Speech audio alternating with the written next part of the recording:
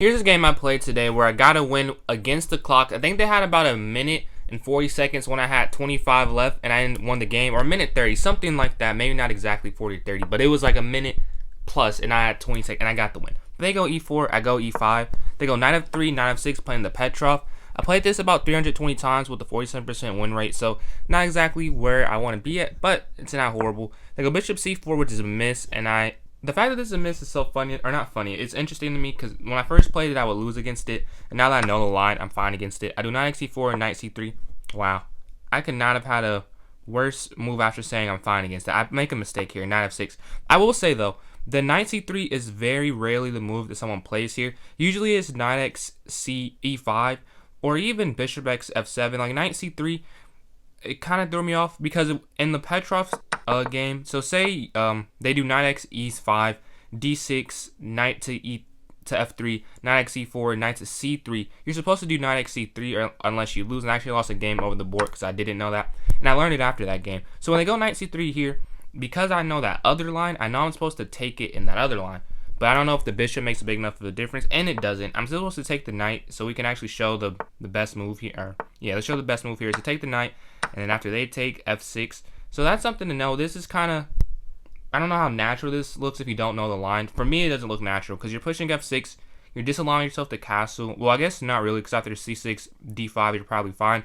But you're 3 moves away from castling, so really 4 moves till your king is safe, which is something, again, not really that natural to do when you just want to go back, because I can go pawn to d5 because, and as I said, usually do knight x e5 and you play d5 then after that, but I go d6 here instead. I'm trying to protect the pawn here on e5, and here we have I'm up a pawn. I'm up a pawn. That's also why I do it, but I should have went knight to c6 to protect it. But they go knight here to f5.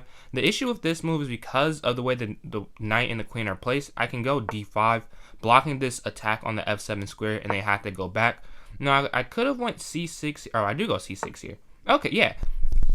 I know what I knew. I played right in the game. I was gonna say c6 is definitely the best move, but I didn't think I played it. I do play c6 though. They castle.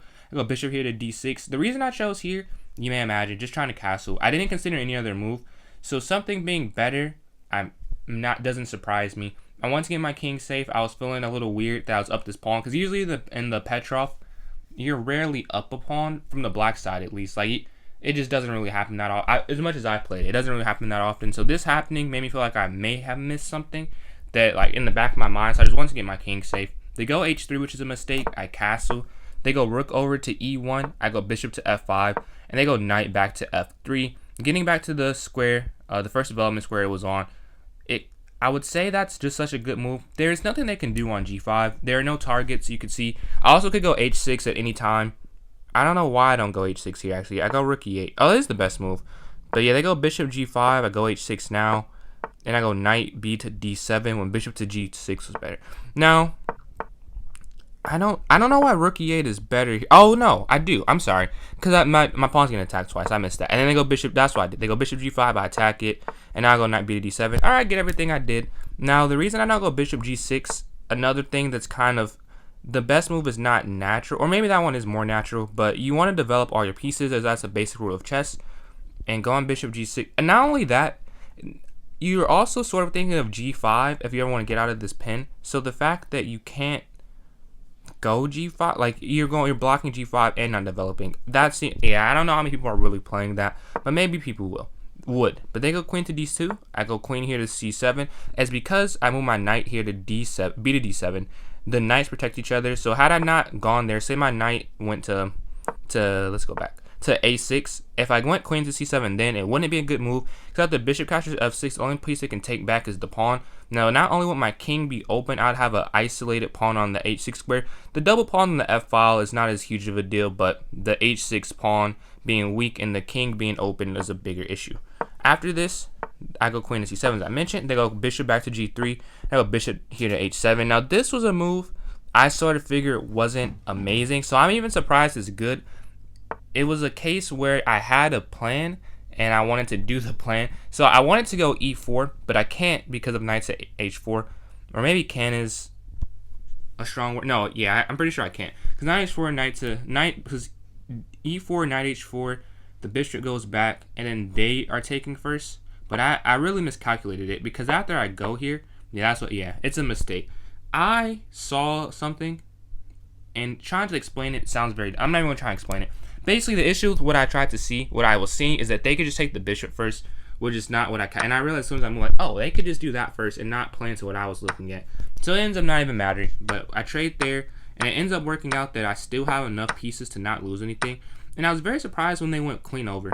The reason that surprised me is that, well, I guess surprised. It makes sense that they want to have the rook on the open file, but it didn't really make that much sense. Like, there's no threat here, I feel is a better way to put it. And here I calculate for a while and do bishop x f3. Now this ends up being an inaccuracy, but I calculate it because I keep restarting my thought process. I just have so many thoughts about this game, so just bear with me. There, 2 rooks is better than a queen in general. Like, I've played that before. I win some, I lose some. When I lose, it's because of human error and not because it's not better. Here, I allow it to happen, and the reason I did is because I'm up a pawn. They would have double pawns. I'm like, while they would have the 2 rooks, they're just not in a good position. But they don't do it, which is a good thing. And the computer, so I calculated that correctly, that it wouldn't have been winning, and they don't go for it. The computer agrees, my opponent agreed. I go knight to c5, trying to get the bishop, or not trying to, I will get the bishop because of this. They go pawn to c3, I take it, they take, I drop my rook back, queen back, they go back, and pawn to a6. Now pawn to a6 was kind of a useless move. The idea was that if they went queen, if they brought their queen in after all these rooks trades, I would only have to protect one pawn, being the base of the pawn structure on b7, but it ends up not mattering. I trade rooks, they go there, and now as you see, we're in an endgame, and this queen and pawn endgames are drawn a lot, but this is kind of an easier one because I'm up a pawn. I keep saying because a lot. I am up a pawn, and they are double pawns. So I have 2 pawns on the d file and the a file that are unopposed, or unopposed is the wrong word, but they don't have pawns in front of them. I give a check, and this, I should have forced a queen trade, but it's kind of hard not to take a pawn. They check me here, I go there, they take a pawn, I take.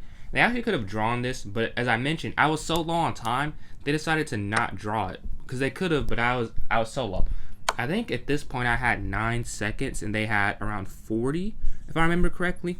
They go here, and I just have to figure out how to do this quickly. And I was like, please offer the queen trade. And the reason they offer the queen trade is because, you know, they don't want to lose in these 9 seconds. Or it was lower at this point, obviously, because it was 9 seconds those few moves ago. But they don't want to lose because of the queen and slip up, so they go for the queen trade. And I'm like, okay, I can win this with this. I think it's 6 seconds here. So I kind of pre-moved all of this. Like, this was all just, it's pretty simple moves, honestly. You just have to push, attack the king, check, drop the queen back, check, and checkmate. Now this game, I ended up fumbling with that draw, but it's always about time and place. Like, I trying to convert it in a different way with that little time, it just wasn't going to happen, although it was an inaccurate move. But thank you for watching. I hope you enjoyed this video. I think I talked a little more, and maybe I've started through my thoughts more, but I just had so much to say, and I just love talking about chess that it was like, okay, new thought just kept popping in my head about what I was thinking. But yeah, thanks for watching. If you made it this far, I really thank you. You gave me a lot of watch time and like support for the account. So have a good one to everyone, and see you in the next one.